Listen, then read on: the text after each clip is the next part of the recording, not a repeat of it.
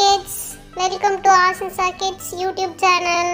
நம்ம இப்போ என்ன பார்க்க போகிறோன்னா பழங்களின் நட்பு என்ற ஸ்மால் ஸ்டோரி பார்க்க போகிறோம். வாங்க குட்டீஸ், வீடியோக்குள்ளே போகலாம். ஒரு அழகான பழத்தோட்டத்தில் பல்வேறு பழங்கள் இருந்தன. அங்கு மாம்பழம், வாழைப்பழம், திராட்சை, வேரிக்காய் மற்றும் சப்போட்டா போன்ற பழங்கள் இருந்தன. அவர்கள் எல்லோரும் ஒற்றுமையாக சந்தோஷமாக வாழ்ந்து வந்தனர். ஒரு நாள் மழை அதிகமாக பெய்ததால் மரத்தில் இருந்த சில பழங்கள் கீழே விழுந்து விட்டது.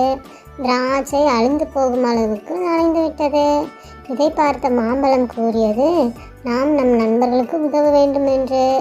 வாழைப்பழம் ஒரு பெரிய இதழை எடுத்துக்கொண்டு போய் திராட்சை மேல் போற்றி திராட்சையை பாதுகாத்தது. சப்போட்டா, நாம் எல்லோரும் சேர்ந்து மற்ற பழங்களுக்கு உதவி செய்ய வேண்டும் என்று கூறியது. சில நாட்களுக்கு பிறகு மழை நின்றது. சூரியன் பிரகாசமாக தெரிய தொடங்கின. திராட்சை மீண்டும் புத்துணர்ச்சியுடன் வளரத் தொடங்கியது. நன்றி நண்பர்களே, நீங்கள் இல்லை என்றால் நான் அழிந்து போயிருப்பேன் என்று திராட்சை மகிழ்ச்சியுடன் கூறியது.